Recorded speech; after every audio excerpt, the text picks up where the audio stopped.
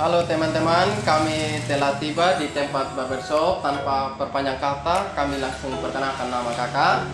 Perkenalkan, nama lengkap saya Albius Galo Jawa Tanah. Dan saya Irian Putu. Dan saya Gregory Setiakadana.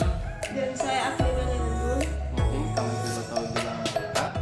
Oke, terima kasih kepada adik-adik semua yang sudah meluangkan waktu untuk datang di mengunjungi barbershop Samboga NM9. Untuk itu, perkenalkan, nama saya Adi Putra. Saya selaku tuan barbershop atau pemilik usaha pangkas rambut. Untuk itu dulu, nanti bisa ditanyakan lebih lanjut. Oke, terima kasih kakak. Mungkin kami langsung menyampaikan dengan kedatangan kami ini kakak untuk memenuhi tugas mata kuliah UMKM. Kami dari kampus Universitas Kristen Artawacana, Fakultas Ekonomi, Prodi Akuntansi kakak. Untuk itu mungkin kakak bisa menceritakan latar belakang barbershop. Oke, terima kasih. Jadi latar belakang barbershop ini saya dirikan itu pada bulan September tahun 2019. Sudah 4 tahun. Jadi awalnya itu saya sempat bekerja di luar barbershop, namun setelah beberapa hal, jadi saya mendirikan barbershop ini sebagai sekarang saya sudah jadikan sebagai sumber utama pendapatan. Artinya sudah tidak ada lagi pekerjaan lain selain barbershop. Jadi modal awal saya waktu itu mendirikan barbershop ini hanya dengan modal 1 juta dan dengan sarana prasarana waktu itu masih ala kadarnya. Jadi jam buka saya dari dulu itu dari 4 tahun lalu masih tetap dari jam 8 dan tutupnya jam 5 sore. Mungkin itu. Oke, terima kasih kakak yang sudah menceritakan latar belakangnya. Langsung saja mungkin kami bisa tanyakan gitu kepada kakak. Kenapa kakak lebih memilih usaha pangkas rambut daripada usaha yang lain begitu? Ya. Jadi saya lebih memilih pangkas rambut itu karena dari sisi membaca peluang pasar. Dulu saya pernah sebelum saya menggeluti pangkas rambut, saya dulu pernah menjadi seorang penjual ikan di pasar Wisapa. Namun karena beberapa kendala saya tidak bisa atasi. Artinya persaingan penjual ikan di dalam pasar itu terlalu besar, sehingga saya tidak bisa mengatasi hal tersebut. Dan faktor yang berikutnya juga karena ikan itu dia sifatnya cepat sekali untuk busuk. Jadi saya baca dari situ, kalau saya terus-terusan saya tidak bisa membaca peluang pasar, ya otomatis saya yang bangkrut. Dan betul, itu terbukti setelah beberapa pekan kemudian usaha jualan ikan saya itu betul-betul bangkrut karena modal saya tadi istilahnya mati. Mungkin mati modal saya tidak tahu dalam bahasa dunianya karena Betul kan? ya. Lalu setelah itu saya berpikir saya buka pangkas rambut saja. Setelah saya membuka pangkas rambut dengan modal yang saya sudah sampaikan tadi, dengan modal 1 juta itu, waktu itu barbershop saya masih ya ala kadarnya. Intinya ada usaha dulu, intinya ada pemasukan dulu, ya pendapatan dulu kan. Nanti ada pun bagaimana ya bisa di ini. Lalu mungkin itu dulu saya. Oke, terima kasih kakak. Mungkin pendapatannya setiap hari ini berapa kakak? Kalau bertanya tentang soal pendapatan adik-adik semua, memang agak ya cukup ini, karena seperti yang kita mungkin adik-adik semua yang kuliah lebih paham lah bahwa rezeki itu kan diatur Tuhan. Sebenarnya memang saya sebagai pengusaha kecil saya pasang targetnya itu 500.000 per hari. Namun karena beberapa kendala juga dan juga faktor lain satu dan hal, jadi saya biasanya itu kalau hari istilahnya kalau rezeki saya ke situ biasanya saya di atas 500 dan bisa juga 500. Namun kalau bukan rezekinya saya atau hari sedang ya maksudnya tidak berpihak ke saya biasanya di bawah 400 dan kadang juga bisa sama sekali tidak ada. Mungkin itu. Oke, terima kasih kakak. Jadi baik, terima kasih kakak. Mungkin jujur saya sangat salut kepada kakak yang awalnya tadi usahanya yang jual ikan, dan yang awalnya itu bermodal 1 juta. Ya, Jadi pertanyaan saya kakak, perkembangan pangkas rambut itu dari awal sampai sekarang itu coba kak jelaskan. Perkembangan pangkas rambut seperti yang sudah saya bilang tadi, bahwa dulu itu dengan modal 1 juta ya sudah bisa dipastikan. Kalau alat-alat gunting ini waktu itu sekitar 800-an lah. Selebihnya saya memperbaiki ya seala kadarnya barbershop saya. Lalu seiring berjalannya waktu, karena saya sudah bisa membaca peluang pasar, saya sudah bisa manajemen waktu dan uang, akhirnya saya mendapatkan istilahnya keuntungan, dan dari keuntungan itu akhirnya saya berkembang terus, berkembang dan selama 4 tahun terakhir ini saya sudah bisa merehabilitasi atau rehab barbershop saya, dan seperti yang ada dilihat ya sudah cukup lah, artinya sudah 75% kan. Mungkin Terima kasih kakak. Mungkin tips-tips kakak atau cara-cara tersendiri untuk menarik pelanggan itu apakah ada atau?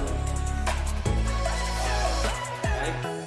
Jadi saya sebagai seorang pangkas rambut tentunya saya harus punya cara juga. Mungkin kalau dalam dunianya adik-adik dong yang kuliah ide. Jadi saya ada. Yang pertama itu saya harus bisa memanfaatkan media teknologi, karena sekarang sudah zamannya media sosial, sudah zamannya. Jadi yang pertama itu saya artinya selalu baca berita terbaru tentang bidang saya, seperti dari gaya rambut, seperti yang ada di tahun sekarang model rambut itu sudah banyak. Jadi saya mendapat informasi dari media sosial. Lalu yang berikutnya, dengan media sosial juga saya bisa mempromosikan kepada masyarakat luas bahwa saya punya pangkas rambut dengan jaminan pelanggan itu puas dan saya juga mendapatkan keuntungan. Itu yang menjadi tips saya. Yang dulu. Baik, terima kasih. Jadi saya mau bertanya mengenai tadi kakak sudah menjelaskan tentang berbagai macam model rambut dan juga tingkat kepuasan pelanggan. Bagaimana jika pelanggan itu tidak merasa puas dengan sesuai dengan permintaan? Apa tanggapan kakak untuk naik pelanggan tersebut? Memang jujur adik-adik semua, selama saya bekerja sebagai pemangkas rambut itu memang pernah, dan beberapa hari yang lalu juga saya pernah, seperti yang adik tanyakan tadi, bahwa ada pelanggan yang tidak puas dengan permintaan. Artinya dia harusnya waktu itu guntingnya mulet, namun saya lebih ke bukan mulet lagi, dia lebih ke artinya hanya beda sedikit, tidak sesuai, ya, tidak terlalu sesuai. Jadi dia protes, dia bilang, kakak ini tidak sesuai dengan permintaan saya. Jadi saya juga memikirkan ya sudahlah, supaya jangan menimbulkan konflik yang lebih besar. Betul, saya langsung bilang begini Adi, karena saya juga di sini pakai modal bangun usaha kan, kita saling mengerti saja. Ya, saya mengerti Adi dengan dalam hal itu. Saya ya, kan betul. saya di sini tarifnya di barber saya kan 15.000 untuk satu kepala istilahnya Ya. kan. Jadi saya langsung bilang Adi bayar 5.000 saja.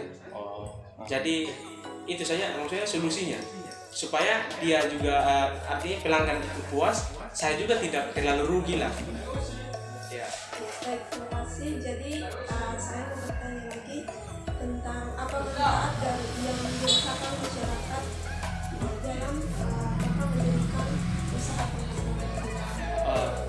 Jadi setiap usaha kan pasti punya manfaat. Yang pertama itu kita jangan terlalu jauh dulu. Selain untuk masyarakat, ini usaha itu kan yang tentunya untuk diri sendiri kan. Jadi yang pertama dari diri sendiri, saya jalani sebagai pemangkas rambut, saya jadikan sebagai pendapatan utama saya. Artinya saya bisa mencari uang dalam satu pekerjaan saja. Lalu dari masyarakat manfaat untuk masyarakat luas, dulu itu karena barbershop di sini kan belum ada, dulu masih ada di Simpang. Jadi dulu masih artinya penduduk sini sekitar sini, warga sini, kalau pangkas rambut itu harus berjalan kaki 1 kilometer jauhnya di sana. Iya. Atau kalaupun pakai motor, tapi itu kan harus mengeluarkan tenaga. Namun ya bensin. Namun karena ada barber di sini dan juga ya bukan terlalu ini, ya kualitas dan sesuai permintaan mereka puas, dan puji Tuhan sekarang manfaatnya terasa sekali untuk masyarakat sekitar. Mereka tidak lagi jalan terlalu jauh untuk mencari barbershop, selalu datang ke saya, dan karena saya di sini kan selalu bukanya jam 8 dan selalu on time lah, selalu buka selalu. Ya. Baik, terima kasih. Berarti kakak dari tahun 2019 kakak sendiri saya mungkin ada kawan saudara gitu. Istilahnya karyawan kinerja. Jadi dulu awal bukanya itu, awal dirikan itu saya sendiri, karena modal juga pas-pasan, saya belum bisa untuk sewakan atau kerjakan orang. Dan setelah saya jalani selama 4 tahun terakhir, sekitar tahun 2020 itu saya sudah memiliki cukup modal. Saya merekrut pekerja karena permintaan dari konsumen semakin banyak kan. Saya istilahnya saya sudah tidak bisa lagi untuk nanti antri kan. Ya, betul. Jadi saya cari pekerja dan saya dapat 1 pekerja. Dan ketika saya dapat pekerja, saya pun ya sedikit membantu dan penghasilan saya pun semakin menambah juga sih. Dan sisi lain juga itu sesuai dengan pertanyaan yang terdahulu tadi, itu juga manfaat dari barbershopnya saya renungi. Artinya juga selain membuka pekerjaan untuk diri sendiri, juga membuka pekerjaan untuk orang lain. Iya kan. Terima kasih. Mungkin misalnya kalau ada pendapatan misalnya 200 atau 300 itu langsung banyak, atau mungkin ada gaji tertentu begitu untuk karyawan. Sistem gajinya. Jadi tidak terlalu menentu sebenarnya. Awalnya dulu pakai setiap harian. Artinya kalau hari ini kita dapatnya sekian, kita langsung bagi 2. Kadang saya dapat 60%, dia pekerja saya dapat 40%. Namun setelah saya pikir, saya ganti cara bagi gajinya lagi, saya pakai bulanan lagi. Karena saya hitung kalkulasinya, contoh liburnya itu kan hari Minggu. Saya liburnya hari Minggu, saya sudah bisa kalkulasi. Saya uji coba juga cara itu selama 2 bulan. Dan saya uji coba kayaknya lebih menguntungkan di situ bagi saya dan juga puas untuk saya punya pekerja. Jadi saya kalkulasi pendapatan selama 1 bulan itu berapa, nanti baru saya targetkan gajinya berapa. Artinya dia punya motivasi tersendiri untuk pekerja, semakin dia rajin mencari uang, maka gajinya akan semakin tinggi pula. Begitu. Oke. Terima kasih banyak kakak atas kesediaannya dan informasi-informasi yang kakak sudah berikan kepada kami. Mungkin ada pesan atau motivasi buat kami persilahkan. Tidak banyak motivasi dari saya karena juga. Jadi saya mau beritahu kepada adik-adik semua kalau intinya dalam dunia usaha itu jangan gengsi. Intinya ada niat dan usaha, pasti ada jalan. Intinya nanti adik-adik semua jangan mohon maaf, jangan terlalu berpatokan saya sarjana ini harus kerjanya ini. Tapi selagi itu adalah peluang, coba baca peluang, coba kerjakan saja. Intinya ada niat, ada usaha, jangan gengsi.